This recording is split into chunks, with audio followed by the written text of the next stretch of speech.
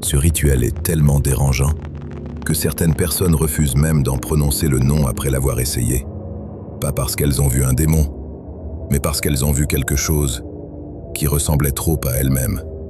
Le rituel des 3 rois n'est pas une simple histoire d'horreur d'Internet. C'est une expérience de privation sensorielle si intense qu'elle pousse votre esprit à fabriquer une présence impossible à distinguer du réel. On dit que personne ne sort indemne de cette nuit, car une fois assis sur votre trône, vous n'êtes plus jamais seul. Et ce soir, nous allons explorer pourquoi certains pensent que ce rituel ne révèle pas des esprits, mais quelque chose de bien plus dangereux, ce que votre cerveau cache dans l'obscurité. Ce qui rend ce rituel crédible, c'est sa précision chirurgicale. Il ne s'agit pas de réciter des incantations latines, mais de suivre des règles de sécurité presque paranoïaques.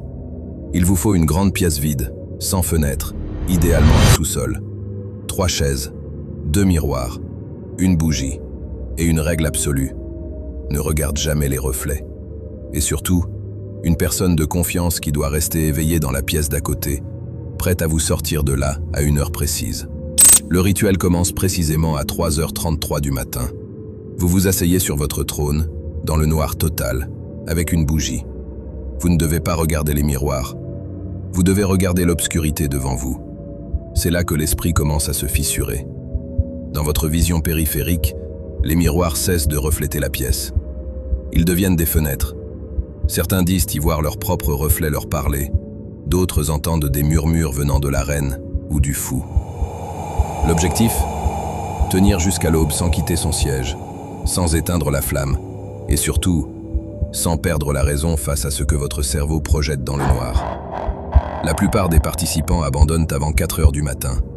Pourquoi ? Ce n'est pas seulement la peur des fantômes, c'est le sentiment d'une présence réelle qui s'installe dans la pièce. Votre cerveau ne fait plus la différence entre votre pensée et une voix extérieure. Ceux qui sont allés jusqu'au bout racontent des changements de personnalité, des cauchemars lucides qui durent des semaines, et cette impression persistante d'être observé par les 2 chaises vides, même une fois le soleil levé. Certains racontent avoir vu leur reflet bouger plusieurs secondes après eux. D'autres jurent que la silhouette assise sur la chaise du fou avait leur propre visage.